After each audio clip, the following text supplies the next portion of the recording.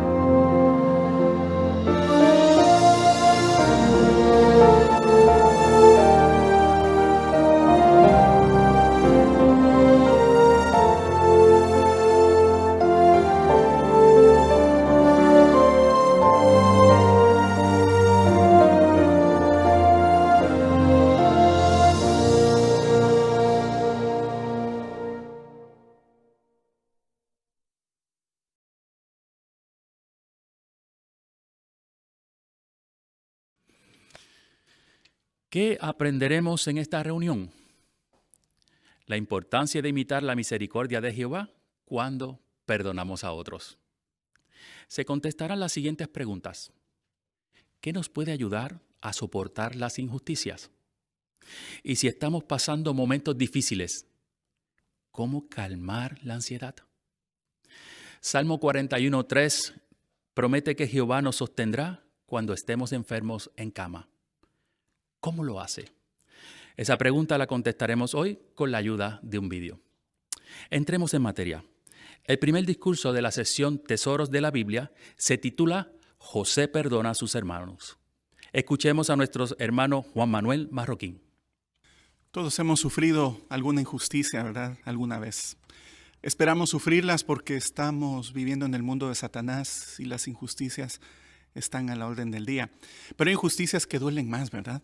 Son las injusticias que sufrimos a veces de parte de personas cercanas a nosotros. Son las heridas que más duelen.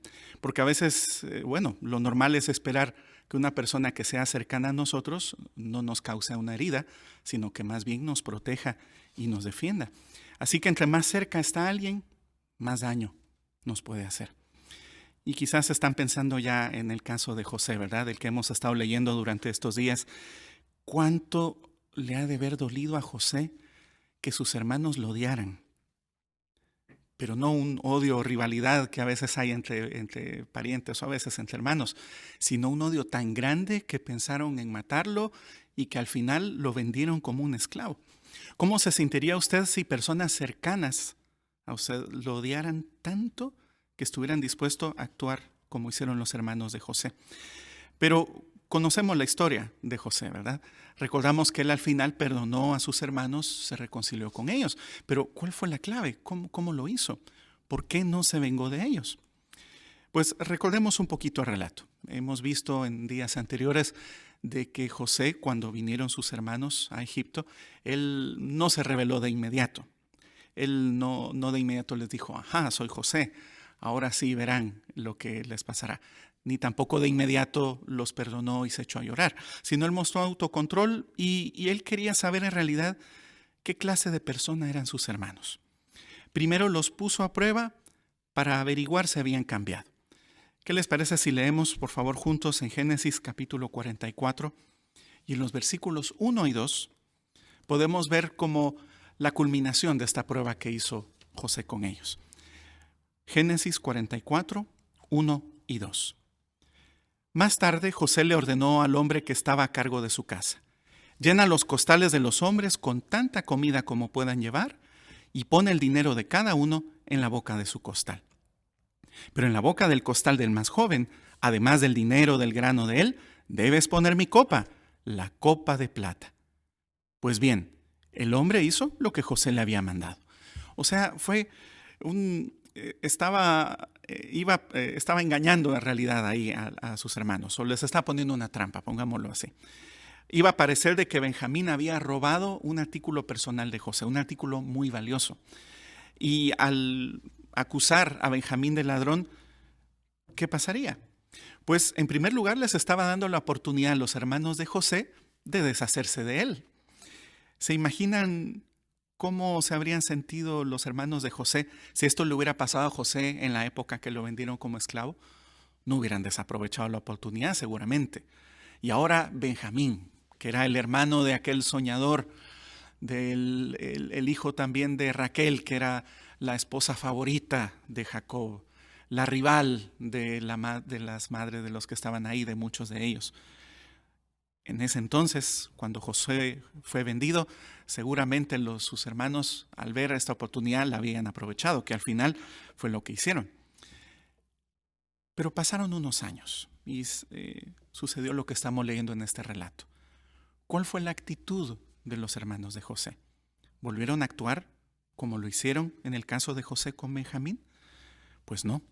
Se asustaron muchísimo cuando se encontró la copa de José entre las cosas de Benjamín. Cuando vieron que se lo llevaban a Egipto, no lo dieron por perdido.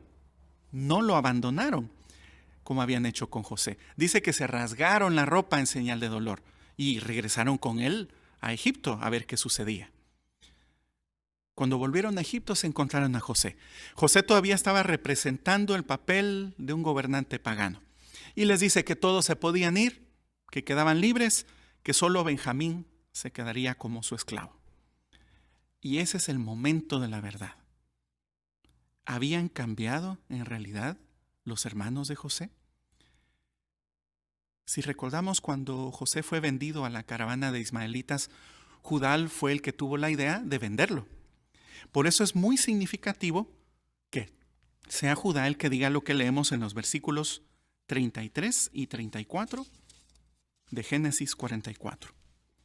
Génesis 44, 33 y 34, dice Judá: así que por favor, mi señor, permite que sea yo y no el muchacho el que se quede como esclavo tuyo, para que él pueda regresar con sus hermanos.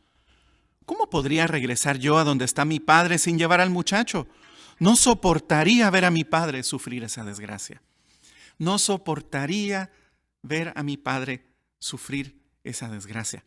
Unos años atrás no les importó que Jacob pensara que José había muerto. No les importó causarle gran dolor a su padre. Se lo ocultaron durante años. Pero ahora, cuando llegó el momento de la verdad, el mismo Judá fue el que dijo: no soportaría ver sufrir a mi padre tanto, que prefería ser el esclavo antes que Benjamín. ¿Cuál fue la reacción de José? Él en ese momento pudo haber aprovechado para echarles en cara lo que habían hecho y decirles: ¿y a mí quién me escuchó cuando yo les dije que no me vendieran? Nadie me escuchó cuando supliqué. Él pudo haber dicho eso. Él pudo haberse vengado del mismo Judá y decirle: pues así como tú me vendiste, pues ahora a ti te toca quedarte como esclavo. No, como sabemos, él se reveló a sus hermanos. La emoción fue demasiado para él. Pero es muy llamativo lo que les dijo al revelarse a sus hermanos. Aquí en Génesis 45, versículos 4 y 5. Génesis 45, 4 y 5. Entonces José les dijo a sus hermanos: acérquense a mí, por favor. Y ellos se acercaron. Él les dijo: yo soy su hermano José, al que ustedes vendieron a Egipto, pero ahora no sufran por haberme vendido, ni se lo echen en cara unos a otros, porque Dios me ha enviado aquí antes que ustedes para salvar vidas. Si vemos la ilustración, el dibujo que aparece para la lectura de esta semana, podemos imaginarnos a José cuando él dijo las palabras que están en estos versículos. No les reclamó, no vemos esa actitud en él. No les reclamó, no les echó en cara lo que habían hecho, sino que los consoló. Les dijo que dejaran el pasado atrás e incluso que mantuvieran la paz entre ellos. Totalmente inesperado. Los hermanos de José se quedaron asombrados, no solo de ver a su hermano ahí, sino seguramente de ver la actitud que él tuvo con ellos. El ejemplo de José sin duda es un tesoro de la Biblia y es un tesoro muy valioso para nosotros, porque podemos ver cómo alguien en una situación ideal no tomó venganza. José no se vengó de sus hermanos. Lo que él hizo fue imitar la actitud de Jehová, que sabemos que era alguien que José tenía muy presente. Jehová está más que dispuesto a perdonar a las personas que lo buscan, a las personas que lo llaman. Y fíjense cómo el Salmo 86:5 nos dice qué clase de sentimientos tiene Jehová por las personas que vuelven a él. Salmos, el Salmo 86 y el versículo 5. Dice: y es que tú, oh Jehová, eres bueno y estás dispuesto a perdonar. Tu amor leal por todos los que te llaman es inmenso. Jehová ama inmensamente a quienes lo llaman. Jehová ama inmensamente a quienes lo buscan, a quienes se arrepienten, a quienes vuelven a él. José reflejó la forma de ser de Jehová, aunque este salmo no se había escrito, pero reflejó la forma de ser de Jehová al mostrarles ese amor a sus hermanos, al perdonarlos generosamente y, por utilizar una figura que aparece en el capítulo 7 de Miqueas, lanzar todos sus pecados al fondo del mar, como algo olvidado que no iba a volver, algo inexistente. Y ahora viene la pregunta clave: ¿nosotros podemos hacer lo mismo? Cuando hay motivo para perdonar y lo hacemos, también podemos reflejar la personalidad de José, como vemos en las fotografías que aparecen también en nuestra guía y ministerio. La situación es parecida, quiera que no, a la que ocurrió José. Por supuesto, al grado que él lo vivió, difícilmente nosotros vamos a vivirlo.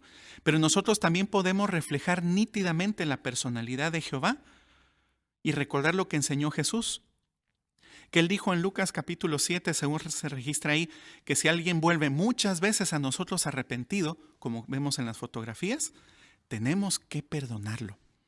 En cambio, si nos empeñamos en ser rencorosos, nuestras ofensas no serán perdonados. Así que, hermanos, preguntémonos todos nosotros: ¿puedo perdonar de corazón igual que José? ¿Puedo buscar la paz igual que José? ¿Arrojar al fondo del mar las ofensas que otros hayan cometido igual que José? ¿Cómo puedo yo personalmente seguir su ejemplo? Si nosotros hacemos como José e imitamos a Jehová, Jehová nos perdonará con gusto nuestras ofensas. Muchas gracias, hermano Marroquín, por presentarlo de manera cariñosa. Nos has ayudado a ver la manera tan clara como José perdonó a sus hermanos imitando la misericordia de Jehová y las maneras como también podemos copiar su ejemplo. Esta semana teníamos asignado la lectura de los capítulos 44 y 45 de Génesis. Invitamos al hermano Luis Jacob Aguilera, que tiene a su cargo Busquemos Perlas Escondidas. Pues ahora tenemos la oportunidad de compartir algunas de esas perlas que hayamos encontrado en la lectura. Vamos a comenzar por la primera. La encontramos en Génesis, capítulo 44, versículo 13. ¿Y alguien que nos quiera ayudar en la lectura, por favor? Hermano Daniel Jimeno. Entonces ellos rasgaron sus ropas. Luego cada uno volvió a cargar su burro y regresaron a la ciudad. Muchas gracias. Dice la pregunta, ¿por qué la gente se rasgaba la ropa? Hermano David Canino.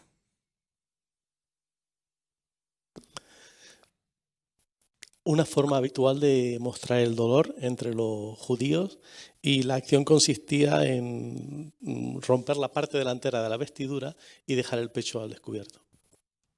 Muy bien, gracias. Hermana Natalia Mata. Y en la Biblia se menciona en diferentes ocasiones, pero la primera vez que se hace mención de ello en la Biblia es en Génesis 37 y 29. Ahí se nos dice cómo Rubén rasga su ropa al no encontrar a su hermano José en la cisterna donde habían sido echados por sus hermanos. Muy bien, muchas gracias. Vamos a por la segunda perla. La encontramos en Génesis capítulo 45, versículos 5 al 8. ¿Y alguien que nos quiera ayudar también en su lectura? Hermano Salvador Palau. Pero ahora, no sufran por haberme vendido, ni se lo echen en cara unos a otros, porque Dios me ha enviado aquí antes que a ustedes para salvar vidas. Con este ya llevamos 2 años de hambre en el país, y todavía quedan 5 años en que no se pasará el arado ni se cosechará. Dios me envió aquí antes que a ustedes para mantenerlos vivos, librándolos de forma extraordinaria, y así conservar a un resto de ustedes en la tierra. Por lo tanto, no fueron ustedes los que me enviaron aquí, sino el Dios verdadero. Lo hizo para nombrarme consejero jefe del faraón y señor de toda su casa, y también gobernante de toda la tierra de Egipto. Muchas gracias. ¿Qué nos puede ayudar a soportar las injusticias? Hermana Kerem, por favor, Kerem García. Sí, pues me ha gustado la última frase de la atalaya que viene citada, donde dice que Jehová puede hacer que cualquier sufrimiento injusto que estemos pasando sirva para dar gloria a su nombre. Así, si sufrimos, como dice Primera de Pedro 4:16, por ser cristianos, el pensar que si nos esforzamos por mantener una buena conducta, tal vez de esa manera quienes nos atacan pueden cambiar de opinión y llegar a conocer a Jehová.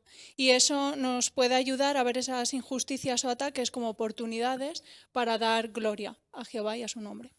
Muy bien, muchas gracias. Hermana Alicia Estubar.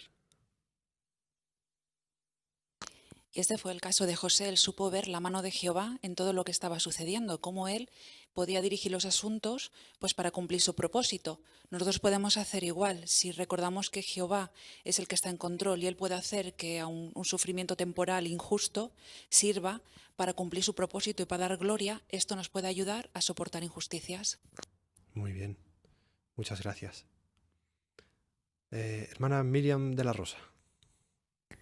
Y también recordar de que nuestro principal adversario es Satanás y su demonio. Y es cierto que muchas personas a lo mejor nos persiguen malintencionadamente, pero muchos de ellos es porque realmente están en ignorancia o manipulados por ellos. Muy buen punto.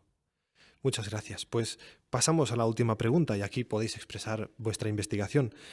¿Qué perlas espirituales ha encontrado sobre Jehová, el ministerio y otros temas en la lectura bíblica de esta semana? Hermano Daniel Martín. En Génesis 44, 28 y 29, a través de los comentarios de Judá, se ve el sufrimiento que su padre Jacob tenía durante varios años por la presunta muerte de José. Esto nos muestra que la pérdida de un ser querido, ese vacío puede estar durante mucho tiempo, y qué bonito es poder cubrir ese sentimiento, ese vacío, con palabras de consuelo a través de algún mensaje o algunas palabras. Muy bonito, muchas gracias. Hermana Alicia Canino. En el capítulo 44, el versículo 9, vemos cómo los hermanos de José tenían confianza absoluta entre ellos, que ninguno había sido un ladrón, y nos enseñan que ellos mismos habían experimentado un cambio, no eran aquellos jovencitos que habían vendido a José. Así que si alguna vez algún hermano nos trata de una forma injusta, o eso creemos nosotros, no debemos de congelarla, ¿no? Sino al contrario, debemos de tener la confianza de esperar siempre en nuestros hermanos lo mejor. Muy bien, muchas gracias. Hermana Elizabeth Aguilera. En Génesis 45:24, José les dice a sus hermanos, no vayan peleándose por el camino. Y es que el camino de vuelta podía dar para mucho, ¿no? Y más con el descubrimiento que habían hecho. Podían estarse tirando en cara lo que habían hecho, cómo se lo iban a decir a su padre, los descubriría ahora después de tantos años. Pero José les recordó la importancia de fomentar la paz. Y eso implica esforzarse pues, por controlar los sentimientos y no ofenderse con facilidad. Eso va a contribuir a la paz de todos. Muy bien, muchas gracias. Hermano Stuart Wallace. En capítulo 45, versículo 10, José se aseguró de que su familia se identificaron como pastores y que vivieron en Gosén. Así, de manera sabia y amorosa, José aprovechó el prejuicio de los egipcios contra los pastores. Y esto resultó en una protección para que su familia no se contaminase con la influencia egipcia. Es una muy buena lección para las cabezas de las familias hoy en día. No debemos ser pasivos con nuestra familia e hijos. Como José, mostrando amor y sabiduría, tomamos todas las medidas necesarias para evitar contaminación de este mundo de Satanás. Muy bien, muchas gracias. Hermano Antonio de la Rosa. En Génesis 45, el versículo 5 y también el versículo 24 os han mencionado un poquito la respuesta que les da José a sus hermanos cuando les dice que no se exasperen, que no vayan a luchar por el camino. De aquí extraemos una valiosa lección, es que a pesar de que les había perdonado ya a sus propios hermanos, no aprovechó el momento como para hacer leña del árbol caído, sino que en este caso José llegó a perdonar de verdad, llegó a tratar de evitar que la angustia se llegara a comer a lo que son a sus propios hermanos, se les llegara a tratar. Pues de igual manera nosotros debemos hacer lo mismo. Si algún hermano pega contra nosotros, también debemos hacer lo posible para que tampoco la tristeza les trague. Muy bien, gracias. Hermano David García.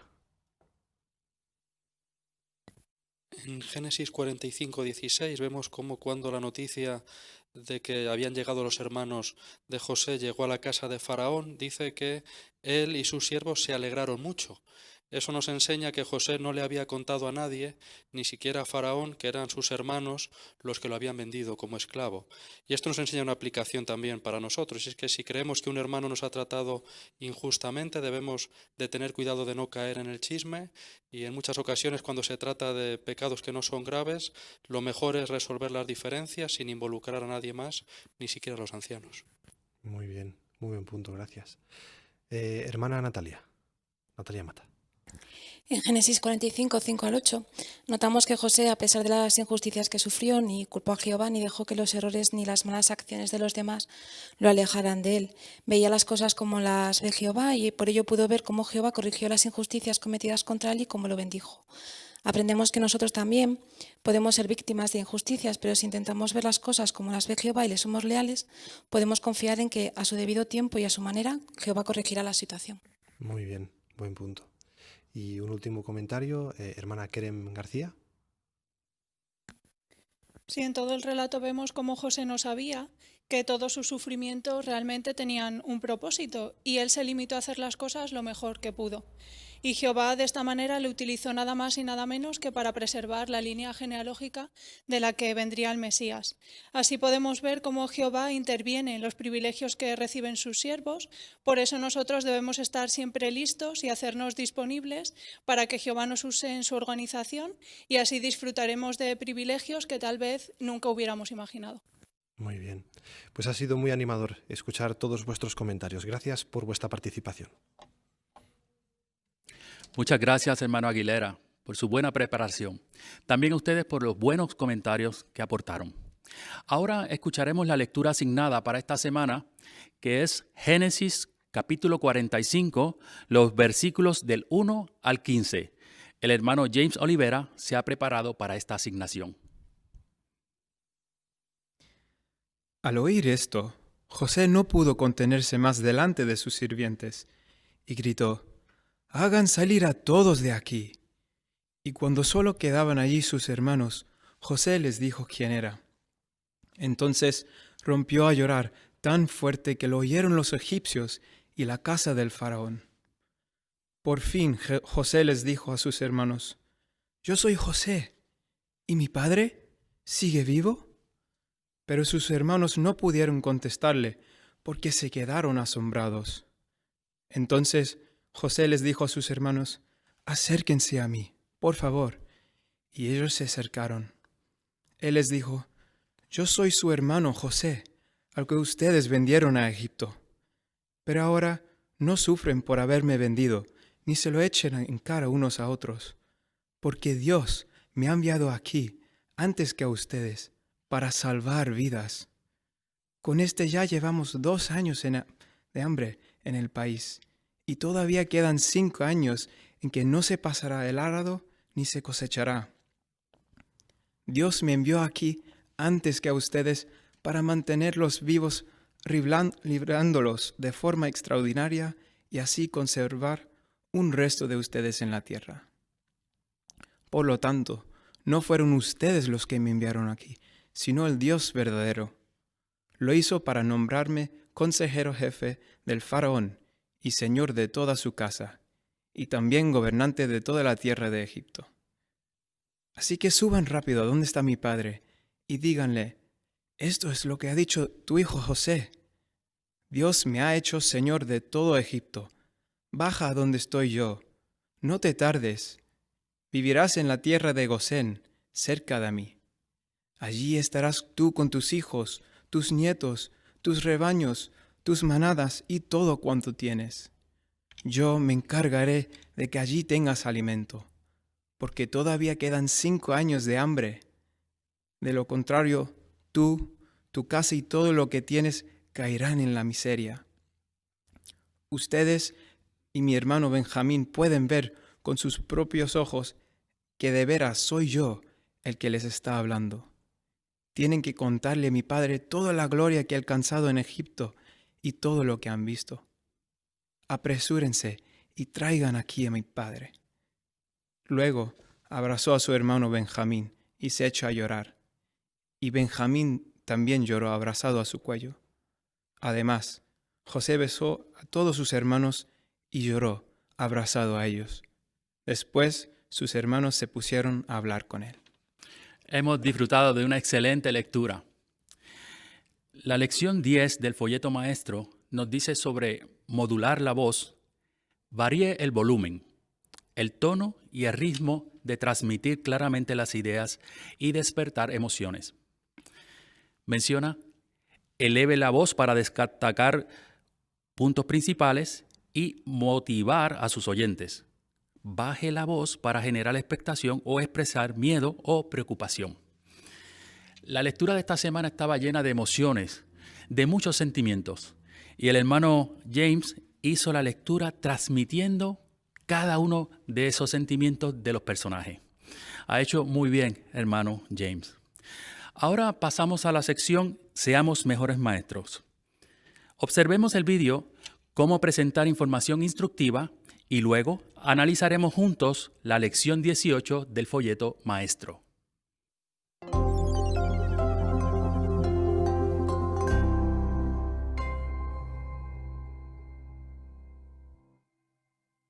El apóstol Pablo siempre presentó la información de manera instructiva.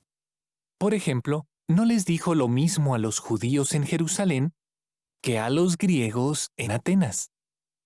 En 1 Corintios capítulo 9 escribió: «Con los judíos me hice como judío para ganarme a los judíos. Con los que están sin ley me hice como sin ley. He llegado a hacer de todo con gente de todo tipo para salvar por todos los medios posibles a algunos. Pero hago todas las cosas por las buenas noticias». ¿Cómo haremos para que nuestra enseñanza sea instructiva para los demás? Primero, tenga en cuenta lo que sus oyentes ya saben. Por ejemplo, si se dirige a una congregación de cristianos maduros, no se centre en enseñanzas bíblicas básicas que sus oyentes ya saben. Mejor, ayúdeles a ver el tema desde otra perspectiva. Vea el siguiente ejemplo. ¿Le parece que este discurso es instructivo? En Juan 13:35, Jesús explicó cómo identificaríamos a sus seguidores. Él dijo, «De este modo todos sabrán que ustedes son mis discípulos, si se tienen amor unos a otros». La expresión unos a otros nos muestra que todos los cristianos verdaderos estarían juntos, en un grupo u organización. Esta organización se identificaría por el amor que sus miembros se tendrían entre sí. ¿Verdad que es común que en una guerra, gente de la misma religión, pero de países enemigos, se mate entre sí? ¿Hay alguna religión en la que la gente vea a todos sus miembros, sean de otras zonas, ciudades o países, como sus hermanos? ¿Fue instructivo? Si el orador no le estuviera hablando a hermanos, sino a no testigos, entonces sí, fue instructivo. Pero imagine que le está hablando a cristianos maduros. Si pasara demasiado tiempo hablando de enseñanzas básicas que los demás ya conocen, el auditorio perdería interés. ¿Cómo podría analizar el mismo texto, Juan 13:35, de un modo que sea instructivo para los hermanos? Aquí, Jesús dijo que el amor identificaría a sus verdaderos discípulos. ¿Recuerdan en qué contexto Jesús dijo las palabras del capítulo 13 de Juan? Jesús acababa de establecer la Cena del Señor. Sabía que quedaba poco tiempo para que lo arrestaran y ejecutaran. Seguro que le preocupaba mucho mantenerse íntegro. Pero para él era tan importante que sus discípulos se amaran entre sí, que habló de ese tema en ese momento. Todavía no lo sabían, pero ese unos a otros muy pronto incluiría no solo a judíos, sino también a samaritanos y gentiles. ¿Qué obstáculos tendrían que superar los cristianos del primer siglo? ¿Cómo nos ayuda su ejemplo? Aunque el orador estaba hablando de una enseñanza muy conocida, logró que sus oyentes aprendieran algo nuevo al incluir detalles históricos que quizás ellos no conocían o no recordaban. Le dio un nuevo enfoque. Cuando enseñemos verdades de la Biblia muy conocidas, ¿cómo podríamos darles un nuevo enfoque? Piense en el tema y luego investíguelo. Mientras se prepara, hágase estas preguntas. ¿Quién? ¿Qué? ¿Cuándo? ¿Dónde? ¿Por qué? ¿Y cómo? Luego puede contestar esas preguntas a la hora de enseñar. Quizás puede incluir datos menos conocidos o información actual. Sin embargo, no basta con simplemente presentar información interesante y poco conocida. También debe explicar cómo esa información puede ayudar a quien le escucha. Así que deberá ser específico. Puede pensar en situaciones reales y luego explicar cómo poner en práctica la información. Vea cómo lo hace un publicador durante un curso bíblico al analizar la fotografía que aparece en la página 219 del libro Continúe. Mira la fotografía de la página 219. ¿Qué dice ahí? Confíe en Jehová cuando esté enfermo. Sí, confíe en Jehová. ¿Qué significa? Imagina que te diagnostican una enfermedad grave. ¿Cómo demostrarías que confías en Jehová? Bueno, el libro dice que algunos tratamientos tienen que ver con el demonismo. Incluso si estuviera muy desesperado, no los aceptaría. Bien. ¿Qué más podemos hacer para demostrar que confiamos en Jehová? Orar. Sí, eso es muy importante. ¿Cómo te ayudaría la oración si estuvieras enfermo? El hermano se basó en una frase general, confíe en Jehová cuando esté enfermo, y le ayudó al estudiante a ver cómo aplicarla. Si presentamos la información de manera instructiva a nuestros oyentes, los ayudaremos a pensar y aprenderán algo valioso.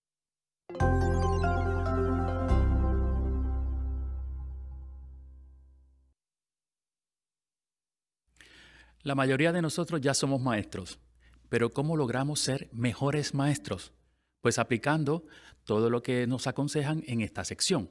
Por ejemplo, busquemos ahora nuestro folleto maestro en la lección 18 y voy a pedir la ayuda de ustedes para considerarlo. El asunto que se va a analizar es presentar información instructiva. La pregunta es, ¿cuál es la meta al presentar información instructiva? ¿Qué piensa? Hermano David García. Pues hay una meta doble. Por un lado, primero que entre en juego la mente de la persona, que lo que digamos haga pensar a nuestros oyentes, pero no queda ahí el asunto, sino lo siguiente es que entre en juego el corazón. La persona, para que actúe, cambie su manera de pensar o de actuar, tiene que sentir que lo que está aprendiendo es provechoso y esa es nuestra meta. Excelente. Hermano Marroquín. Si es una reunión, por ejemplo, que uno sienta que salió de la reunión con algo nuevo, incluso si es para la predicación. Muy bien. De seguro todos queremos hacerlo, pero la pregunta es, ¿cómo lograr presentar información instructiva? ¿Qué piensan? Hermano David. Pues una forma de hacerlo es teniendo en cuenta a los oyentes lo que ya saben. No sería lo mismo cuando estamos predicando y hablando con alguien que no conoce las verdades bíblicas que cuando nos dirigimos a una congregación en la cual ya hay hermanos de muchos años. Muy bien. Hermano Canino. Esto permitirá que el estudiante vea el tema desde un nuevo ángulo. Muy bien. Le guiaremos en su pensamiento para que él, con lo que ya conoce y con esta nueva visión, aprenda algo nuevo. Muy bien. Hermano Wallace. Suena fácil, ¿no? Ideas nuevas, pero a veces pensamos, una idea nueva, ¿cómo hay que hacerlo? Pues aquí tenemos un punto, dice que tenemos que investigar y meditar. Y si investigamos y meditamos, pues es más fácil encontrar ideas nuevas. Muy bien. La hermana Aguilera. Y a la hora de investigar y meditar, aquí en el recuadro nos sugiere algunas preguntas para plantearnos, como qué, por qué, cuándo, dónde, quién y cómo, ¿no? De esta manera pues vamos a enriquecer la enseñanza. Muy bien. La hermana Miriam de la Rosa. También podemos mostrar cómo ponerlo en práctica esa información, explicarle cómo los principios pueden ayudarnos a sus oyentes el día a día. Muy bien. La hermana Alicia Canino. Y para esto también es clave pensar en el auditorio que tenemos, porque dice que mencione situaciones, actitudes y actividades que sus oyentes conozcan. Así que cuando estemos preparando la asignación tendremos que pensar en quién lo va a escuchar para saber qué puede ser práctico para ellos. Muy bien. Muchas gracias por sus muy buenos comentarios. Si ponemos en práctica lo que hemos analizado juntos, lograremos ser mejores maestros. Muchas gracias por sus muy buenos comentarios. Ahora pasamos a un discurso estudiantil. El hermano Daniel Martín se ha preparado para este discurso con el título ¿Practicaba José la adivinación con una copa especial de plata, como parece indicar Génesis 44, 5 y 15? Te escuchamos. Desde hace miles de años, las personas se hacen preguntas como ¿cuál va a ser mi futuro? ¿Tendremos una vida larga o corta? ¿Cómo va a estar la Tierra dentro de unos cuantos años? ¿Se va a poder vivir en ella? Preguntas a las cuales las personas intentan buscarle una respuesta a toda costa, incluso yendo a adivinadores. Claro, como cristianos, nuestro conocimiento basado en la Biblia hace que no confiemos en esa práctica. No obstante, hay personas que se basan en un relato de la Biblia para asegurar que un personaje bíblico, José, usaba la adivinación aún sirviendo a Dios. ¿Es esto así? ¿Es que se contradice acaso la Biblia? Ponernos en situación nos va a ayudar a entenderlo mejor.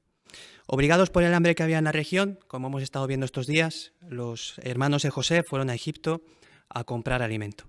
Tiempo atrás fueron ellos los que vendieron a José como esclavo. Así, sin saberlo, tuvieron que pedir ayuda a su hermano, pues se había convertido en la segunda persona más importante del país y el administrador de alimentos. En ningún momento José reveló su identidad, sino que decidió ponerlos a prueba para comprobar su arrepentimiento sincero por los hechos pasados. y también mostrar así cuánto amor tenían a su padre y hacia el hijo que parecía su favorito, Benjamín. De esa forma, José ordenó a sus siervos que llenaran los sacos de sus hermanos de provisiones, que colocaran el dinero de cada uno dentro de ellos y que metieran una copa de plata en el saco de Benjamín. Cuando sus hermanos se fueron, José hizo lo que leemos en Génesis 44, versículos 4 y 5. Todavía no se habían alejado mucho de la ciudad cuando José le dijo al hombre que estaba a cargo de su casa: «Corre, ve tras ellos. Cuando los alcances, diles: ¿por qué han devuelto mal por bien? ¿No es esta la copa de la que bebe mi amo y con la que interpreta los presagios con exactitud? Lo que han hecho está muy mal». ¿Es que acaso José se dejó influir por una nación como Egipto, sus creencias, sus culturas, politeísta, y cayó también en la práctica de la adivinación? Bueno, no hay motivo para creer que José en realidad haya practicado ninguna forma de adivinación. De hecho, como hemos ido analizando estas semanas, José estaba muy por encima de estas prácticas. Y es que la Biblia nos muestra que durante su vida él sabía la verdad sobre el uso de estas artes mágicas para predecir o para conocer el futuro. Sí, cuando se le pidió que interpretara los sueños de 2 prisioneros de Faraón, ¿qué dijo él? ¿No le pertenecen a Dios las interpretaciones? Y más adelante, cuando el propio Faraón le pidió que interpretase sus sueños, ¿qué dijo él? Pues podemos verlo también en la Biblia. Génesis 41, versículo 28. Allí leemos: «Tal y como acabo de decirle al Faraón, el Dios verdadero le ha mostrado al Faraón lo que va a hacer». Efectivamente, José reconoció varias veces durante este capítulo que solo Jehová era capaz de anunciar lo que iba a pasar. Y hasta el mismísimo Faraón reconoció que era el Dios de José y no otro poder oculto el que podía revelar lo que pasaría. Entonces, ¿cómo es que José dijo que con una copa interpretaba los presagios? Pues vamos a leer un versículo un poco más adelante del relato, Génesis 44, 15. Para ponernos en situación, sus hermanos ahora vuelven a Egipto, comparecen ante él y ahí José les dice lo que leemos. Génesis 44, 15. José les dijo: «¿Qué es esto que han hecho? ¿No sabían que un hombre como yo puede interpretar los presagios con exactitud? ¿Cómo podría ser que una persona que confiaba plenamente en Dios y en que Él era el único que podía revelar lo que pasaría en el futuro, hiciese este tipo de comentario? Pues simplemente porque durante todo ese tiempo había estado interpretando un papel como un mero actor de teatro. Un papel de un administrador pagano en un país en el que una lista hallada en la tumba de un faraón reflejaba los nombres de 740 dioses. Así que para que no sospechasen nada, adaptó su manera de comportarse y la de hablar a la de alguien local. Así la copa solo fue parte de un estratagema que José la usaba para adivinar. Era tan falso como que Benjamín en un principio ya la había robado. La confianza de José en Jehová reflejaba muy bien cuál era el punto de vista de Jehová. Pues así, más adelante en la ley mosaica, él prohibió de lleno esta actividad. ¿Es normal que nos hagamos preguntas acerca del futuro? Sí, pero recordemos que tenemos a Jehová. Jehová las contesta y Jehová con ellas nos da esperanza. La esperanza de vivir en un futuro, en un paraíso sin sufrimiento, sin dolor, sin muerte. Así, confiemos en Él. Jehová nos ha revelado el futuro, nos da esperanza y eso hará que nuestro amor y nuestra confianza por Él crezca cada día más. Muy buen discurso. Y acabamos de analizar la lección 18 del folleto maestro, presentar información instructiva. Tengo que felicitarte porque has cumplido con todos los objetivos. El punto 2 de esta sección de la lección 18 menciona en el folleto maestro: investigue y medite. Cuando analice la información, hágase preguntas como ¿qué?, ¿por qué?, ¿cuándo?, ¿dónde?, ¿quién? Y ¿cómo? Y nos da el ánimo de enriquecer nuestra enseñanza plantando algunas de estas preguntas. Y en el discurso eso fue lo que vimos, hermano Martín. Pudiste hacer preguntas y no solamente las dejabas en el aire, sino las contestabas de manera ejemplar. Muy bien. Con esto finalizamos la sección Seamos Mejores Maestros y pasamos a la sección Nuestra Vida Cristiana. Los invito a entonar una canción a Jehová con voz fuerte, la canción 58 con el tema Voy a buscar a los amigos de la paz.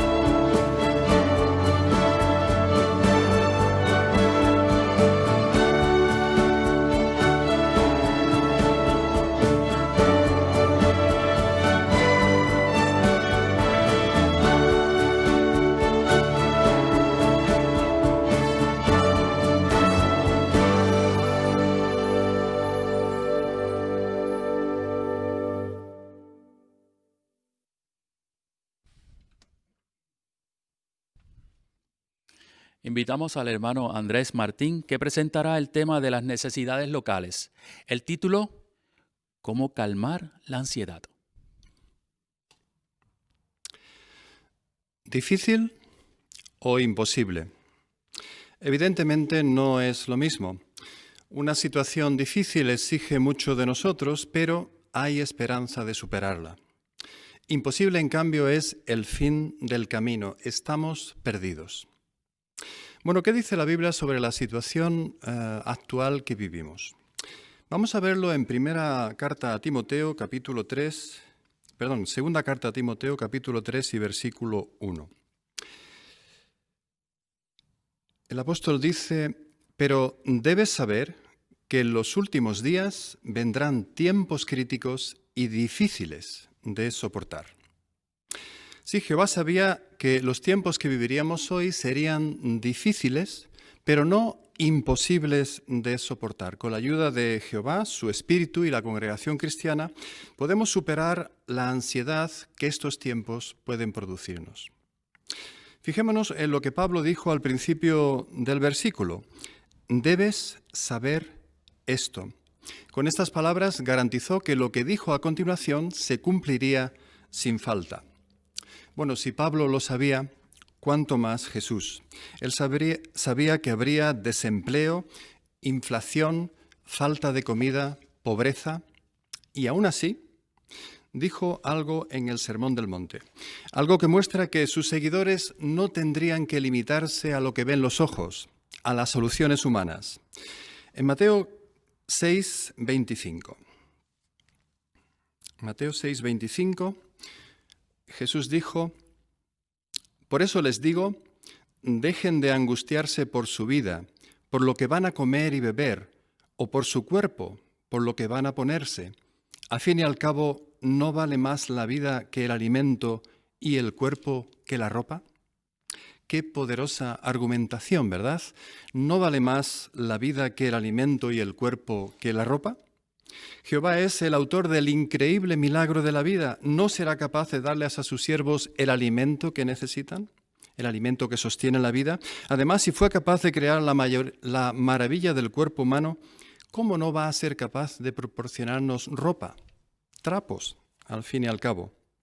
Por eso, en el versículo 27 dijo: ¿quién de ustedes, por angustiarse, puede alargar un solo codo la duración de su vida?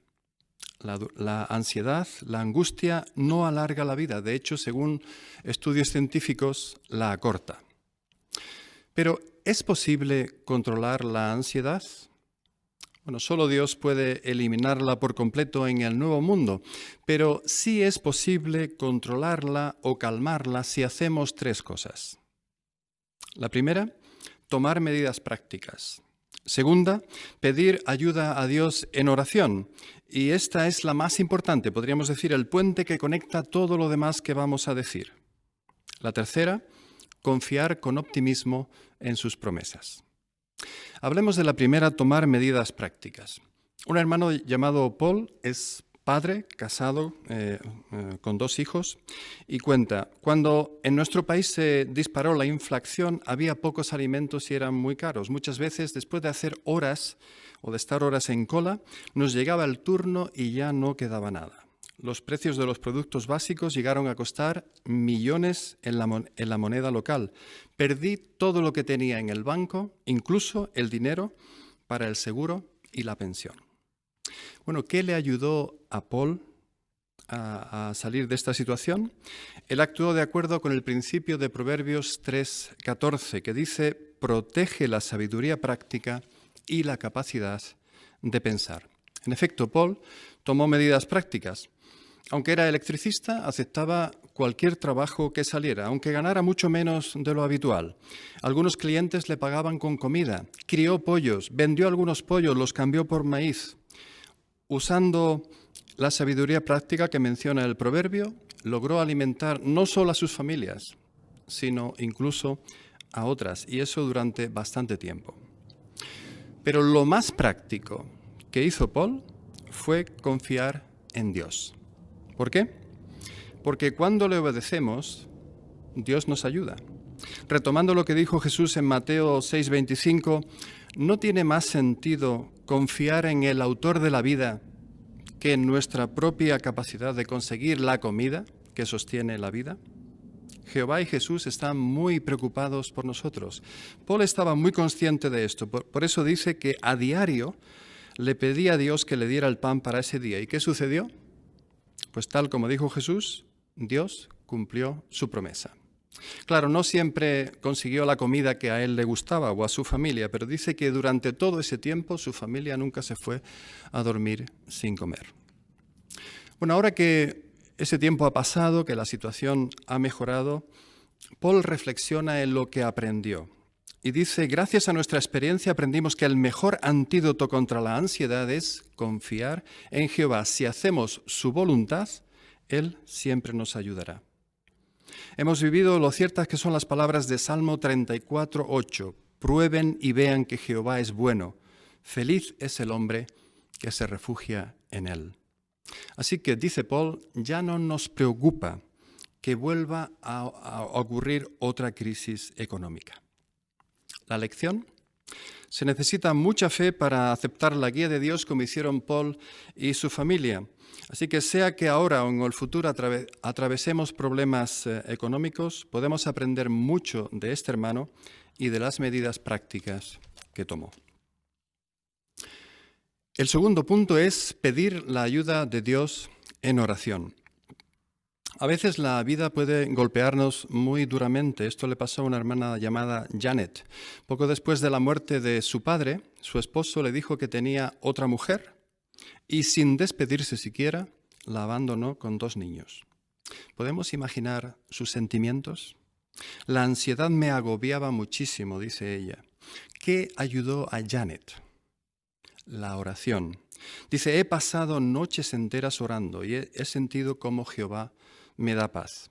Bueno, en el Sermón del Monte Jesús dijo algo interesante sobre la oración, algo que puede ayudarnos cuando estamos angustiados. Veamos de nuevo Mateo capítulo 6 y ahora el versículo 8. La segunda parte dice, su Padre ya sabe lo que ustedes necesitan, incluso antes de que se lo pidan. Entonces, si ya lo sabe, ¿para qué pedírselo? Porque mediante la oración no solo le pedimos cosas a Dios, sino que nos acercamos a Dios. ¿Y el resultado? Él se acercará a ustedes, dice la Biblia. ¿Qué mejor ayuda podríamos tener que esa, verdad? Además, como Jehová es el oidor de la oración, también cuida de los que confían en Él. Por eso Jesús nos enseñó a orar siempre y no desistir. Y Él mismo dio el ejemplo, orando siempre. Y cuando estaba en dificultades, oraba más intensamente. ¿La lección? No dejemos de pedirle a Dios su guía y ayuda. Nunca dudemos de que Él puede ayudarnos y que lo hará. Si oramos incesantemente, demostramos que confiamos en Dios, que tenemos fe en Él. La hermana Janet dice, ver cómo Jehová me ha cuidado durante todo este tiempo me ha ayudado a tener más fe. Y añade, lo que más me consuela es saber que Dios es padre de huérfanos y protector de viudas. Él jamás nos abandonará como hizo mi esposo.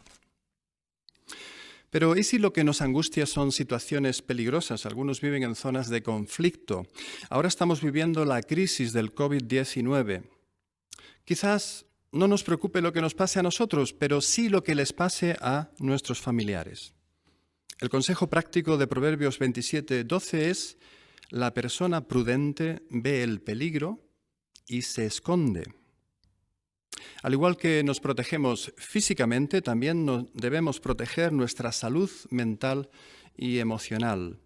Las noticias con imágenes escalofriantes aumentan nuestra ansiedad y también la de nuestros hijos. El consejo del proverbio, escondernos.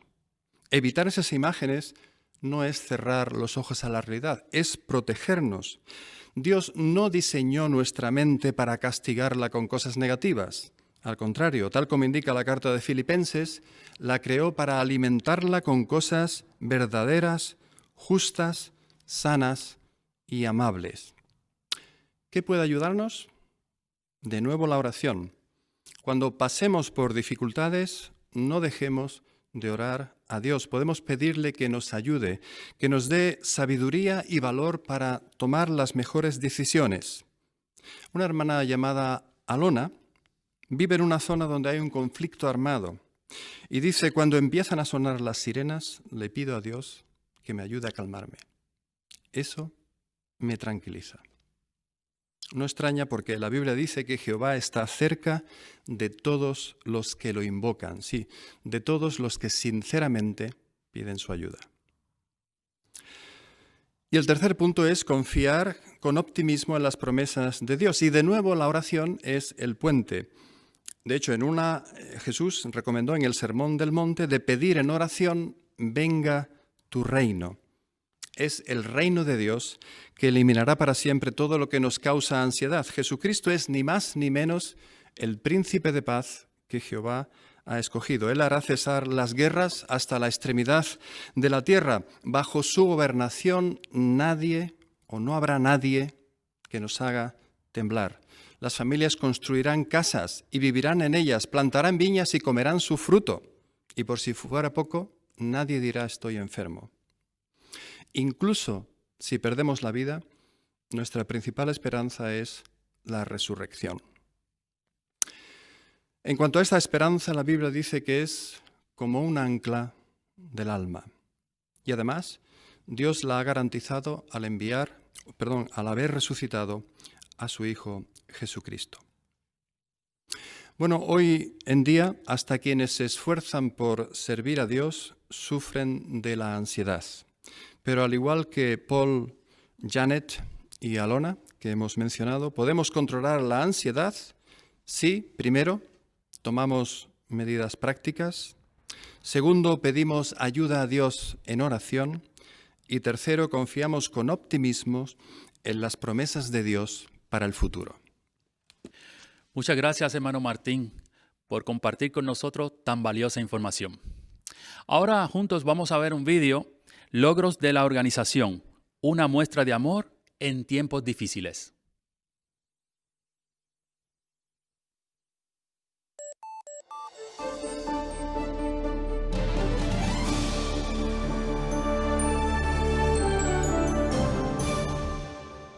¿Te has enfrentado tú o un ser querido a una emergencia médica o a un tratamiento importante? Si es así, sabes que es algo muy difícil. Salmo 41:3 promete que Jehová nos sostendrá cuando estemos enfermos en cama. ¿Cómo lo hace? No nos cura milagrosamente, pero sí nos apoya en sentido físico, emocional y espiritual. Los comités de enlace con los hospitales son de gran ayuda. Por todo el mundo hay más de 16,000 hermanos que colaboran con unos 2,000 comités de enlace con los hospitales. ¿Cuál es su labor? Nosotros ayudamos a que los doctores y los testigos de Jehová se pongan de acuerdo en qué tratamiento usar sin ir en contra de la ley de Dios. Una vez visitamos un hospital importante con otros 2 hermanos y cuando llegamos había 25 doctores esperándonos y varios más estaban conectados por videoconferencia. Cuando entramos en la sala, uno de los médicos nos dijo: "Se acaban de meter en la boca del lobo". Bueno, eso no fue un buen comienzo, pero pudimos dar nuestra conferencia, responder a sus preguntas y darles algunos artículos médicos. Estos artículos han sido revisados cuidadosamente por un grupo de doctores que se han asegurado de que sean exactos y confiables. Luego, los hermanos de los comités de enlace con los hospitales se los entregan a los médicos para tratar de convencerlos de que cierto tratamiento es eficaz sin utilizar transfusiones de sangre. Ahora los doctores entienden que los pacientes pueden decidir si aceptan o no una transfusión y que ellos tienen que respetar esa decisión. Y ahora también comprenden que pueden tratar a los pacientes sin necesidad de usar la sangre. Nuestros cirujanos se han hecho increíblemente hábiles en el uso de técnicas avanzadas para operar a los pacientes sin utilizar transfusiones de sangre. Estamos convencidos de que hay que respetar los deseos de los pacientes que son testigos de Jehová. Tomar decisiones sobre transfusiones de sangre es especialmente difícil cuando hay una emergencia médica. En esos momentos, los comités de enlace con los hospitales nos consuelan y nos ayudan. El año pasado fue especialmente duro para mí.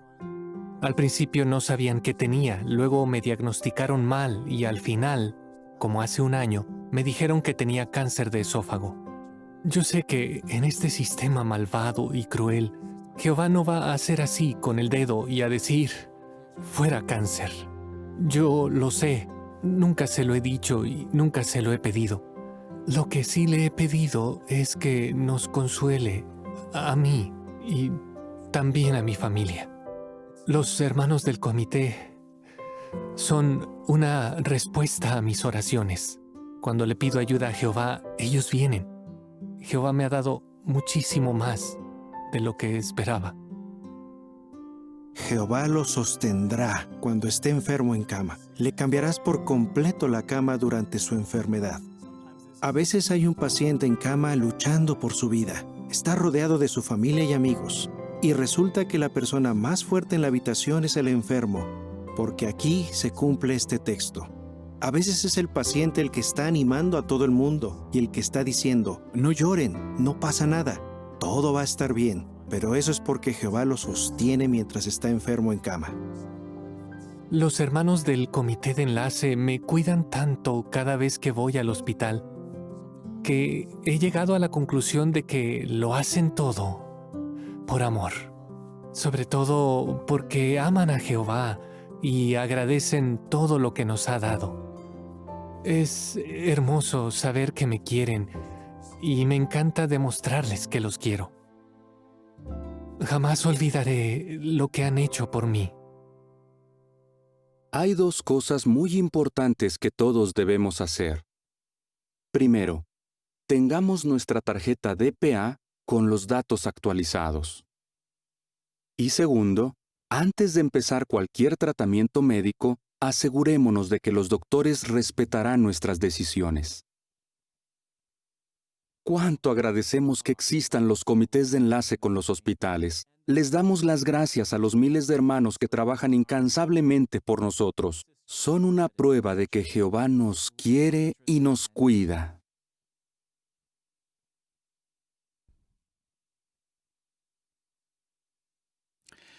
Qué animador reafirmar cuánto nos cuida Jehová en momentos difíciles. Ahora pasamos al estudio bíblico de congregación. El hermano Héctor Mata guiará el análisis del capítulo 117 del libro Jesús es el camino.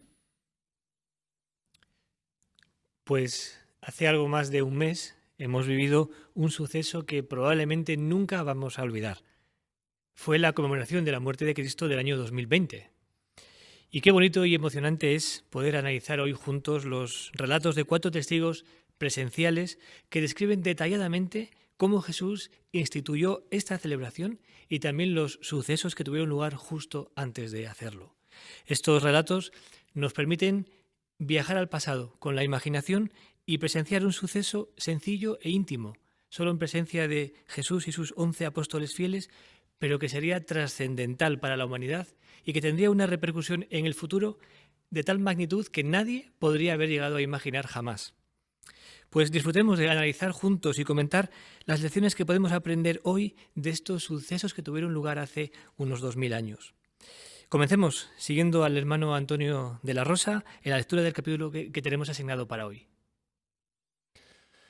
Hace un rato, Jesús les ha dado una lección de humildad a sus apóstoles al lavarle los pies. Ahora, al parecer, después de la cena de la Pascua, cita estas palabras proféticas de David. El hombre que estaba en paz conmigo, en el que yo confiaba, el que comía mi pan, se ha vuelto en mi contra. Después explica, uno de ustedes me va a traicionar. Los apóstoles se miran unos a otros y empiezan a decir, Señor, no seré yo, ¿verdad? Hasta Judas Iscariote lo dice. Entonces Pedro le pide a Juan, que está al lado de Jesús en la mesa, que averigüe de quién se trata. Así que Juan se recuesta en el pecho de Jesús y le pregunta, Señor, ¿quién es? Jesús le responde, es aquel a quien le dé el pedazo de pan que voy a mojar. A continuación, moja un poco de pan en un plato, se lo da a Judas y le dice, el Hijo del Hombre se va, tal como se escribió acerca de él, pero ay del que va a traicionar al Hijo del Hombre. Más le valdría no haber nacido. Entonces Satanás entra en Judas. Este hombre, que ya está corrompido, se somete ahora a la voluntad del diablo y así se convierte en el hijo de destrucción. Jesús le dice a Judas, lo que estás haciendo, hazlo más rápido. Los demás apóstoles imaginan que, como Judas tiene la caja del dinero, le está diciendo que compre las cosas que necesitan para la fiesta o que les dé algo a los pobres. Pero, en vez de eso, Judas se marcha para traicionar a Jesús. Después que Judas se va, Jesús instituye una celebración completamente nueva. Toma un pan, hace una oración para dar las gracias, lo parte, se lo da a sus apóstoles para que lo coman y les dice, esto representa mi cuerpo, que será dado en beneficio de ustedes. Sigan haciendo esto en memoria de mí. Los apóstoles se pasan el pan y se lo comen. Luego, Jesús agarra una copa de vino, se le da gracias a Dios, se la pasa a los apóstoles y todos beben de ella. Jesús les dice, esta copa representa el nuevo pacto, validado con mi sangre, que va a ser derramada en beneficio de ustedes. De este modo, Jesús establece una conmemoración para recordar su muerte que sus seguidores deberán celebrar cada año el 14 de Nisan. Esta celebración les recordará lo que tanto Jesús como su Padre han hecho para que las personas fieles puedan liberarse de la condena al pecado y la muerte. Y logra más que la Pascua para los judíos, pues destaca la verdadera liberación de los seres humanos que tengan fe. Jesús dice que su sangre va a ser derramada en beneficio de muchas personas para que sus pecados sean perdonados. Sus apóstoles fieles y otros discípulos como ellos están entre las muchas personas que conseguirán ese perdón. Estos son los que estarán con él en el reino de su Padre. Pues agradecemos la excelente lectura del hermano de la Rosa. Ahora podemos considerar las preguntas que tenemos a pie de página en el capítulo. La primera es, ¿qué profecía bíblica cita Jesús y cómo la relaciona con Judas? La hermana Wallace. Cita de la profecía de David en Salmos 41:9, donde ahí se dice que el hombre que estaba en paz conmigo, el que yo confiaba y el que comía de mi pan, se ha vuelto en mi contra. En aquellos tiempos el que alguien comiera pan con alguien era una muestra de amistad, y eso es lo que Jesús lo relacionó cuando él dijo a continuación en Juan 13:21, uno de ustedes me va a traicionar. Estaba hablando de alguien que era un mal amigo. Excelente, gracias por tu buen comentario. Hermano García, David. Y para terminar de relacionar esta profecía, se genera cierto murmullo entre sus apóstoles, preguntándose unos a otros quién iba a ser el que le iba a traicionar. Finalmente Juan le pregunta a Jesús que quién era, y ahora Jesús lo que hace es que le da un pedazo, dice que aquel que le dé el pedazo de pan es el que le iba a traicionar, ¿no? Y lo hace y se lo da a Judas diciéndole que hay del que traiciona al Hijo del Hombre, que mejor le hubiera sido no haber nacido, ¿no? Pero con ese acto, aunque parece que los apóstoles no se dan mucha cuenta de ello, pero ya sí que termina de hilar la profecía con Judas Iscariote. Muy bien. Excelente, gracias por tu muy buen comentario. Pues la siguiente pregunta dice, ¿qué le dice Jesús a Judas que haga? Hermana de la Rosa, Miriam. Pues vemos de que Jesús le dijo que de lo que estás haciendo, hazlo más rápido. Entonces los discípulos, claro, se imaginan que como Judas tiene la caja del dinero, pues que va a ir a comprar algunas cosas que necesita para la fiesta o incluso que va a dar dinero a los pobres. Así es, gracias. Y también, bueno, cómo lo interpretan los apóstoles. Hermana Canino, Alicia. Pues ni siquiera en este momento llegan a identificar las dudas que habían tenido versículos antes, ¿no? Como veíamos, que Judas fuera un traidor, sino que no saben a qué se está refiriendo Jesús, sino, como comentaba muy bien la hermana, pues que actúe con algo de las contribuciones que tiene. Muy bien, gracias. Hermano Jimeno, Daniel. Pero en este caso Judas sí que entiende a Jesús y lo que hace pues es irse ya para traicionarlo. Así es. Hermano Wallace, por favor, Stuart. Y para nosotros, casi 2000 años después, y sabiendo todo lo que pasó, nos parece obvio, ¿no?, que Jesús estaba hablando a Judas. Pero parece que los discípulos no sospecharon nada. Pero quizás es normal, ¿no?, porque Judas era un hombre de muy buena reputación, evidente porque era uno de los 12 apóstoles seleccionados por Jesús. Un hombre de confianza también, es evidente porque se le confió en el cuidado del dinero. Y no a Mateo, por ejemplo, que tenía experiencia en la administración del dinero. Por eso, con toda inocencia, pensaba que Jesús estaba asignándole una tarea con el dinero que controlaba. Muy bien. Hermano Carino, David. Y un detalle cuando dice, lo que estás haciendo, hazlo más rápido. Así que aunque se ve que era ya un proceder, ¿no?, ya lo tenía en su mente y en sus planes, evidentemente, pero Jesús estaba al tanto de esto. Esto refleja la diferencia entre las capacidades de Jesús y las capacidades de los humanos, y cuán contentos estamos de tener a Jesús como nuestro gobernante, porque sin duda ahora en su posición esa capacidad le permite dirigirnos, organizarnos de una forma que nosotros a veces no percibimos, pero es en la dirección correcta en la que estamos siendo guiados. Sin duda que sí. Gracias. Hermano Antonio, de la Rosa.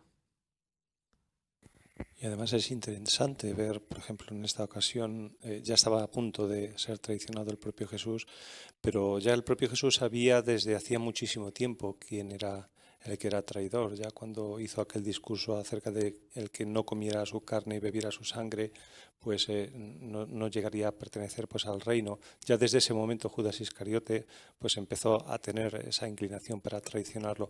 Pero pasó el tiempo y Jesús en ningún momento dio intenciones de que lo tratara peor que a los demás, porque lo fuera a traicionar. Así como observamos hasta la última cena, nadie sospechaba de que fuera Judas. Así es que qué bueno es que podamos llegar a imitar esa cualidad de Jesús, de que a pesar de que los hermanos puedan cometer errores contra nosotros, no evidenciarlo y que otras personas también lo sepan. Excelente, buen punto. Gracias también por tu buen comentario. Pues la siguiente pregunta. ¿Qué nueva celebración instituye Jesús y con qué propósito? Y si también queréis podéis incluir a un comentario de la ilustración que tenemos al principio del capítulo. El hermano Martín Andrés. Pues la nueva celebración que Jesús instituyó fue la conmemoración de su muerte y mediante esta serviría para recordar lo que tanto Jehová como Jesús han hecho para liberarnos del pecado y la muerte. Muy bien, excelente. Hermano Palau, El Salvador. Y esto es una gran muestra de amor, porque es verdad que la Pascua tenía un significado muy importante para los judíos, pero ahora esta nueva fiesta, la conmemoración, tendría un significado mucho más importante para todas las personas alrededor del mundo que quisieran juntarse para celebrarla, como es la liberación del pecado y la muerte. Muy bien. Hermano David Canino. Sobre la conmemoración, algo que sorprende es que una celebración tan simple represente tanto. Claro, eso enfatiza la idea de que tenemos que ser personas espirituales para percibir detrás lo que hay detrás de los símbolos que Jesucristo utilizó. Y hoy día también se ha visto, como has mencionado en la introducción, que incluso en un entorno todavía más en el hogar, más simple, pero sigue manteniendo lo mismo. Y para el cristiano significa lo mismo porque nuestra espiritualidad nos permite percibir lo que hay detrás de esos emblemas. Muy bien.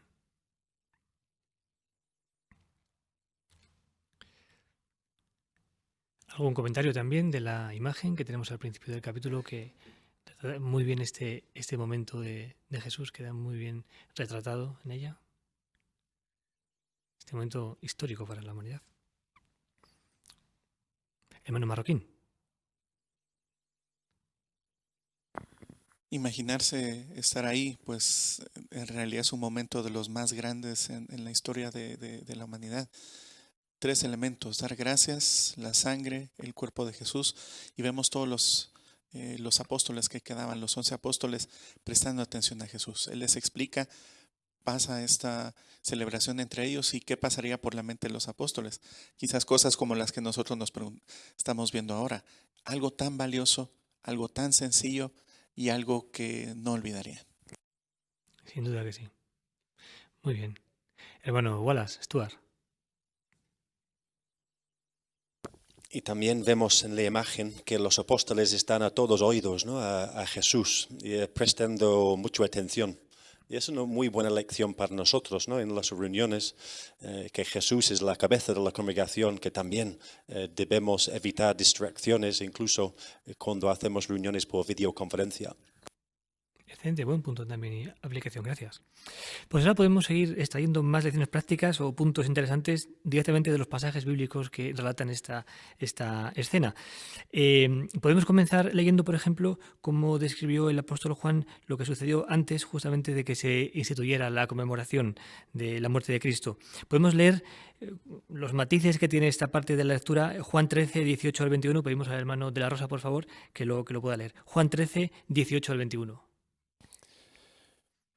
No me refiero a todos ustedes, yo conozco a los que he elegido, pero esto fue para que se cumpliera el pasaje de las Escrituras que dice: el que comía de mi pan se ha vuelto en mi contra.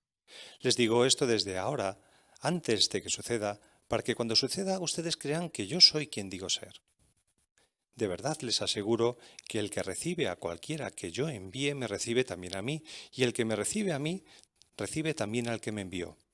Después de decir estas cosas, Jesús se sintió angustiado y declaró: de verdad les aseguro que uno de ustedes me va a traicionar. Excelente, gracias. Bueno, pues podéis comentar con libertad cualquier punto interesante que veáis en estos pasajes bíblicos. Por ejemplo, una idea, versículo 18, que aprendemos la expresión yo conozco a los que he elegido, esta afirmación tan interesante de Jesús. Hermano Jimeno, Daniel. Jesús, al ser un ser humano perfecto y además el Hijo de Dios, el segundo ser más poderoso del universo, tiene la capacidad de analizar a cada uno de sus siervos de una forma que quizás no nos podemos llegar ni imaginar. Así que también podemos confiar en él, como si estamos sirviendo a Jehová, pues también Jesús, también Jehová, pues nos conoce en profundidad, nos puede ayudar en cualquier momento que lo necesitemos. Muy bien, excelente. Hermano Canino, David. También esto nos hace ver que Jehová es el que nos atrae, Jesús es el que nos atrae a su pueblo, y también pone una responsabilidad en nosotros, que debemos cuidar o proteger esa llamada, porque podemos, como pasó en el caso de Judas, estropearla y alejarnos nosotros por nuestra iniciativa de Jehová. Excelente, gracias por tu buen comentario. Hermano Marroquín. Los versículos 20 y 21 tienen una cadena de ideas muy interesante. Dice, el que lo recibe a ustedes, que yo los envío, me está recibiendo a mí. Y el que me recibe a mí, recibe a Jehová. Y en el 21 dice, alguien me va a traicionar. Lo implícito también es, el que lo traiciona a Jesús, pues también traiciona a Jehová. Traicionar la confianza de Jehová. Traicionar la confianza de Jesús, algo más grave no podría haber. Pero como leemos en otros versículos, dice que Satanás entró en Judas. Judas le abrió la puerta. Por eso nunca le abramos la puerta a Satanás, porque no queremos traicionar a Jehová. Excelente. Buen punto también. Podemos ahora leer otra porción, ahora como describió Mateo las palabras de Jesús que usó cuando instituyó la conmemoración de su muerte. Leamos juntos Mateo 26, 26 al 29, también por favor, hermano de la Rosa. Mientras seguían comiendo, Jesús tomó un pan y, después de hacer una oración, lo partió, se lo dio a los discípulos y les dijo, tomen, coman, esto representa mi cuerpo. Y tomó una copa, le dio gracias a Dios y se la dio a ellos, diciendo, beban de ella todos ustedes, porque esto representa mi sangre, la sangre del pacto, que va a ser derramada en beneficio de muchas personas para que sus pecados sean perdonados. Pero les digo que no volveré a beber más de este producto de la vid hasta el día en que beba vino nuevo con ustedes en el reino de mi Padre. Excelente, muy bien, gracias. Bueno, pues ¿qué podemos aprender, por ejemplo, de que Jesús dijera que el pan y el vino representan su sangre y su cuerpo?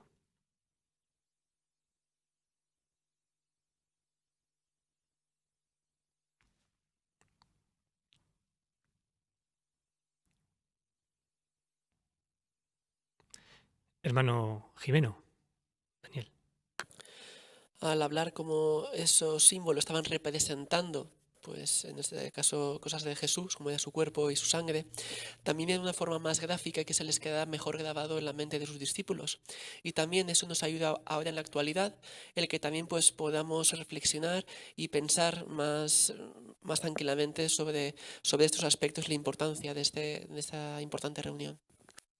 Qué bueno, muy bien.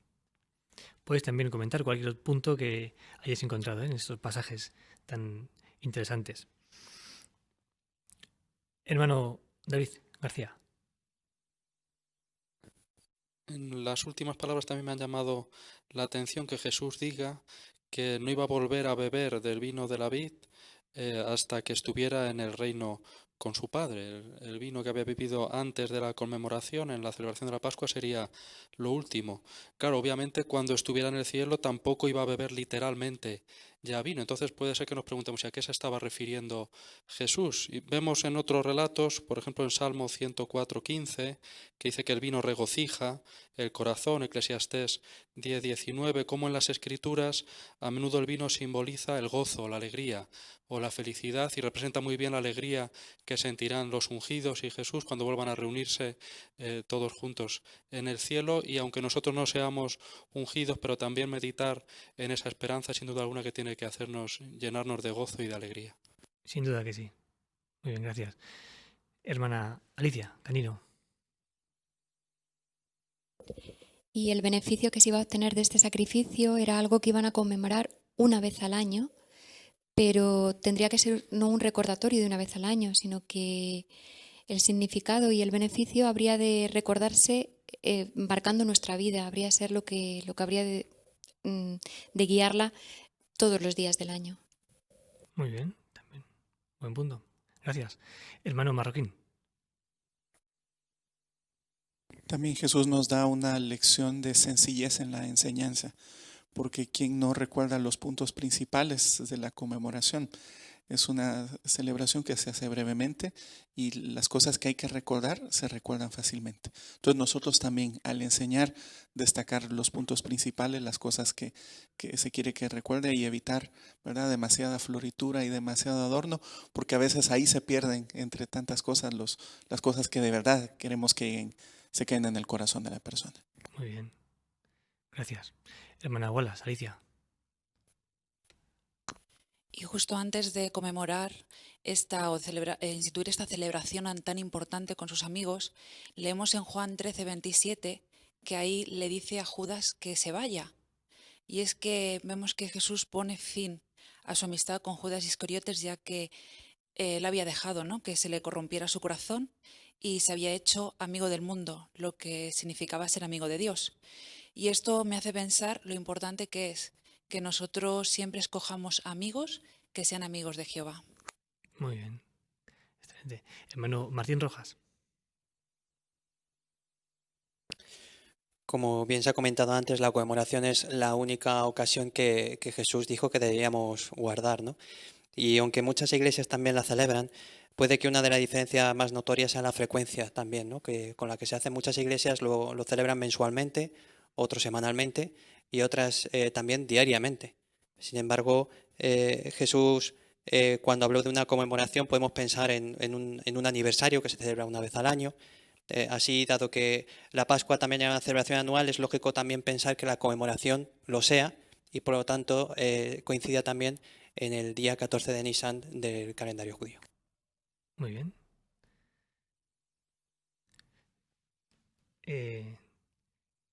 Hermano Aguilera. Sí, también es muy bonito verlo para reflexionar cómo respondieron los apóstoles a Jesús cuando Jesús dijo que alguien lo iba a traicionar. Leemos en Marcos como uno tras otro fue preguntando, ¿seré yo? ¿Seré yo? En lugar de cuestionar la integridad o la fe de los demás, cada uno se analizó. Y es algo que también nos podemos llevar a nosotros mismos en cualquier situación en la que nos encontremos. En lugar de juzgar quizá a los que tenemos alrededor, pensar primero qué podemos hacer cada uno de nosotros. Bien, también. Buen punto, gracias. Hermano David García. También en los últimos tiempos parece que algunos historiadores, teólogos y demás han defendido incluso la actuación de Judas. Han llegado a decir que fue necesaria para la salvación de la humanidad o que estaba siguiendo órdenes de Jesús. Incluso en la predicación nos pueden decir esto, ¿no? En el relato que hemos analizado hoy vemos cómo no es así, podemos defenderlo claramente. En Juan 13:26 Jesús le dijo, ay del que va a traicionar al Hijo del Hombre, más le valdría no haber nacido. En el versículo 27 se dice que Satanás entró en Judas, así que Judas sucumbió a la voluntad no de Jesús ni de Jehová, sino del diablo. Y luego además, aunque esta traición es verdad que sirvió para cumplir profecías bíblicas, pero no era necesaria para la salvación de la humanidad. La salvación dependía de la sangre derramada de Jesús, no de que fuera traicionado. Así que, sin duda alguna, que la actuación de Judas, el hijo de la destrucción, fue vil y totalmente injustificable. Así es, muy bien. Perfecto. Pues queremos agradecer a todos los excelentes comentarios que habéis dado.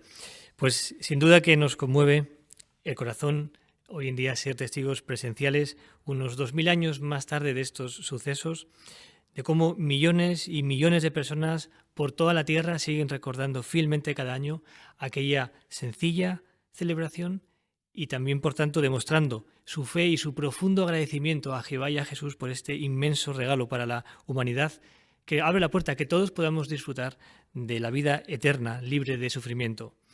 Vivir esto es un inmenso privilegio, pero recordemos que lo que estamos viviendo hoy es solamente un pequeño aperitivo comparado con las bendiciones eternas que vamos a poder disfrutar gracias a este sacrificio redentor de Cristo. Sí, lo mejor está por venir. La recompensa, la vida eterna, está a las puertas. Muchas gracias, hermano Mata, por su buena consideración. Y también a ustedes por los excelentes comentarios. Se ve la muy buena preparación en este capítulo analizado. ¿Qué hemos aprendido en esta reunión? Entre otras cosas, la importancia de imitar la misericordia de Jehová cuando perdonamos a otros. Además, repasamos otra lección del ejemplo de José. Aunque sufrió muchas injusticias y sus hermanos estaban implicados en algunas de ellas, él no guardó rencor. ¿Y por qué no? Como analizamos, José vio la mano de Jehová en lo sucedido. Visualizó cómo Jehová dirigía los acontecimientos para llevar su propósito. La lección que aprendimos, pues Jehová puede hacer que cualquier sufrimiento injusto que estemos pasando sirva para la gloria de su nombre. Nos animó mucho saber que si estamos pasando por dificultades, con la ayuda de Jehová podemos calmar la ansiedad.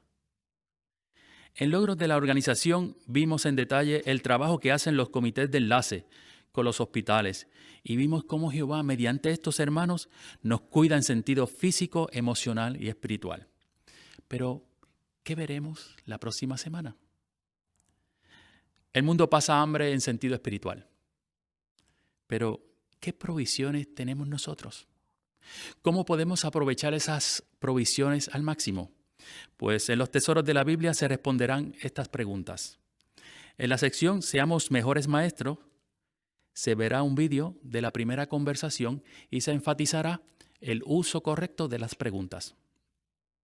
En la sección Nuestra vida cristiana, mediante el vídeo Atesoremos los recordatorios de Jehová, se nos animará a seguir alimentándonos de la Biblia y de todo el alimento espiritual que Jehová nos ofrece hoy día. Será una reunión instructiva. Pues hemos llegado al final de la reunión de esta semana. Estamos muy agradecidos por la muy buena participación de todos ustedes para que fuera exitosa esta reunión. Ahora les invito a entonar la canción número 19. Dice, la cena del Señor, y luego el hermano David Canino finaliza la reunión con oración.